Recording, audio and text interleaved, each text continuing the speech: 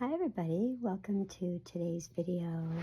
We are using the Koshi fire chimes because we are in a moon of Sagittarius, and with the waning gibbous phase it is a little over 88% illuminated, and we are like 18 days into a cycle.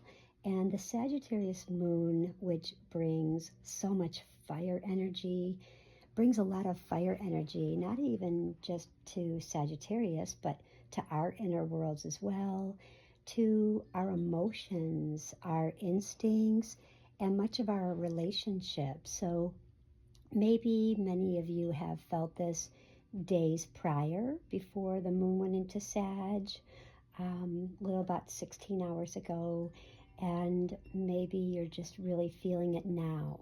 But this Sagittarius moon really kind of goes right at Mercury and Neptune in Aries, which is all about action and the god of war, and really asks us to take the first steps towards our destiny. What is our destiny?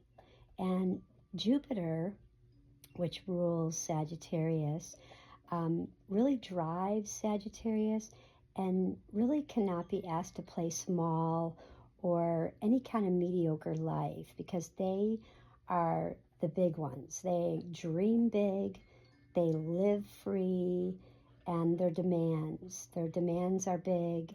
And this aspect to Mercury and Neptune and Aries, which is the god of war, all full of action, brings us so many spiritual messages which will inspire them, inspire us, inspire people around us to really fight for a world that we believe in, not just what they believe in, but what we believe in as well. So this applies to all of us, even though the moon is in Sag, and many people misinterpret that.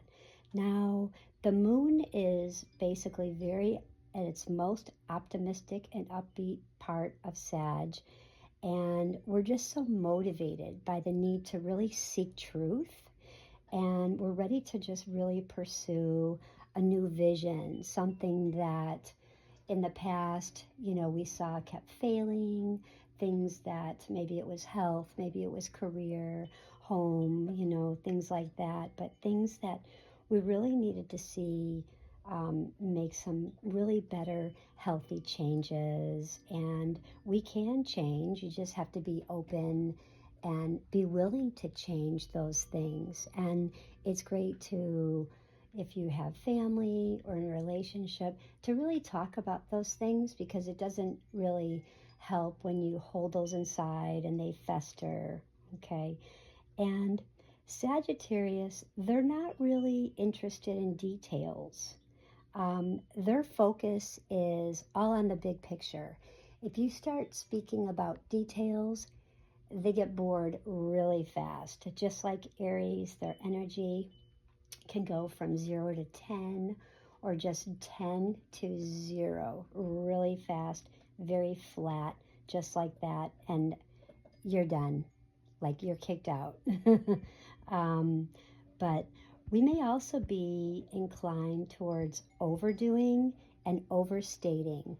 So really be careful. Again, things you say, things you do, how you act towards those.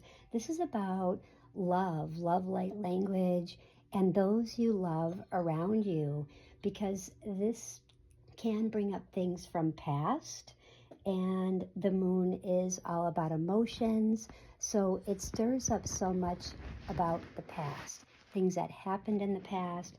So spontaneity is the key, and you just don't want to overdo it, overstate it. Use love light language, and no planning. You don't want to plan. You'll definitely bore the Sagittarius and the Aries. They prefer to really just kind of wing it. So if you want to fly with these guys and really be on their side and have them on your side, just wing it, because you don't want to bore these guys, okay?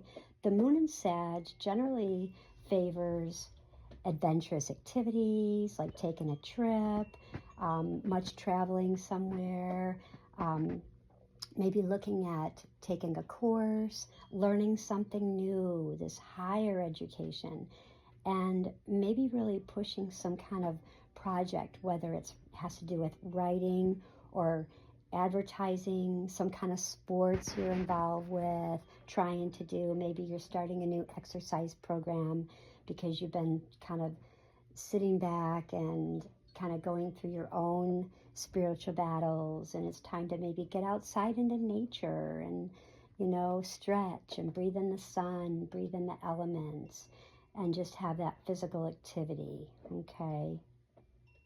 So with this, it invites us to really embrace this complexity, and not as a barrier, but a gateway to a greater understanding of, others, and navigating these tensions as we grow. Relationships are really they're really contracts. And I know many may disagree with me, but they really are.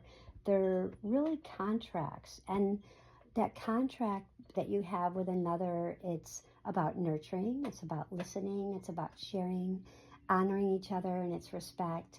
And that law of attraction, and it's always caring about what you send out, what comes back, taking care of each other, that nurture, that support. So when we're navigating through these tensions, we grow, and, it's just this individual Sagittarius as a collective, and us, we're striving forward towards this future.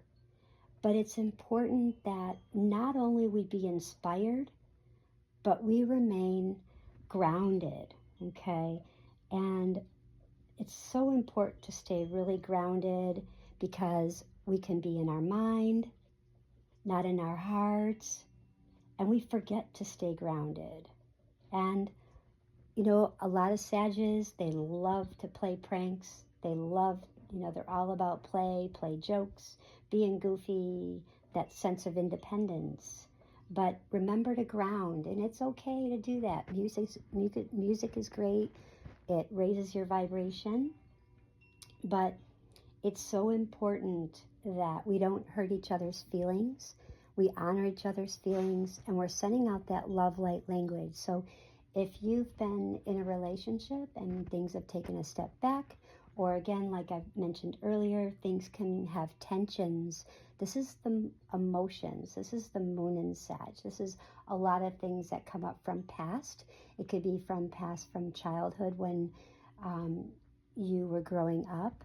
I know a lot of Sages, there were things that came up in, whether it was a father figure in your life or a mother figure that you had problems with. Most Sages left home early in life. Yes, most of them left home early in life. Some ran away. Some didn't finish school and did it later. Sages are like the leaders of our astrological wheel. They are just the leaders of our collective astrological wheel. So stay grounded, and, drink a lot of water, send out that love light language. You are still growing. Even though things may look quiet sometimes, you're so ever powerful. Don't forget to rest. You're still on your path. And I know you may feel like you're taking a pause, and you're in this sacred part of this process. But let it be known, you are enough. And tell that one that you're supporting and you love that they are enough too, because everyone needs to hear that at this time.